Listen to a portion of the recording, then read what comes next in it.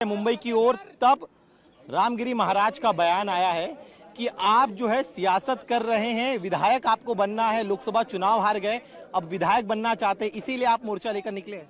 देखिए, ऐसी लोकसभा की और विधानसभा की कितनी भी सीटें कुर्बान है, ठोकर मारते हैं हम ऐसी सीटों के ऊपर।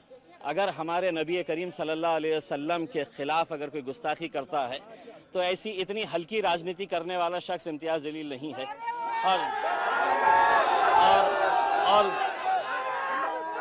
और दूसरी बात यह है कि मुझे राजनीति करने के लिए ये रामगिरी जैसे घटिया लोगों की ज़रूरत कभी नहीं पड़ेगी इंशाअल्लाह। उसमें मैं मेरे तौर के ऊपर मुझे मेरे जमहूरी इख्तियार है, मैं सिर्फ ये कहना चाह रहा हूँ, ये मुल्क में कायदा है, कानून है और ये संविधान है।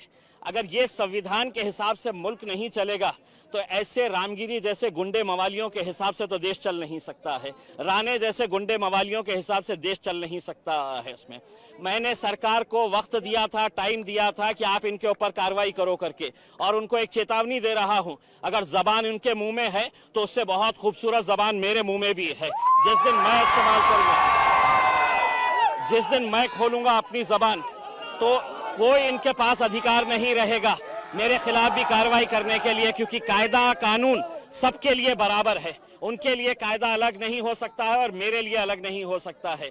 इसलिए अगर रामगिरी ये कह रहा है कि मैं राजनीति कर रहा हूं, तो मैं रामगिरी को सिर्फ इतना कहूंगा कि रामगिरी, तेरे से बोलने तो लगाए थे सरकार ने, तू अपनी जान बचा के रख, क्योंकि यही सरकार तेरी जान के पीछे भी पड़ सकती है और ठिकड़ा हमारे ऊपर फोड़ सकती है।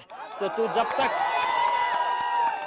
जब तक जिंदा है उस खौफ में जी कि तेरे अतराफ में जो लोग हैं कब तेरा गेम बजा देंगे समझ में नहीं आएगा तुझे। ठोकर मारते हैं साहब ऐसी सियासत के ऊपर जहां पे आप खुलेआम हमारी जिंदगी से भी अजीम है, जिन्हें हम अपनी जिंदगी से भी ज्यादा मोहब्बत करते हैं, हमारे पैगंबर सल्लल्लाहु अलैहि वसल्लम, अगर उनके खिलाफ आप बोलेंगे और मैंने दूसरे राजनीतिक पार्टियों की तरह, नेताओं की तरह घर में बैठा रहूं और सिर्फ निवेदन देता रहूं, तो ये नहीं। मैंने भी बहुत निवेदन दिया।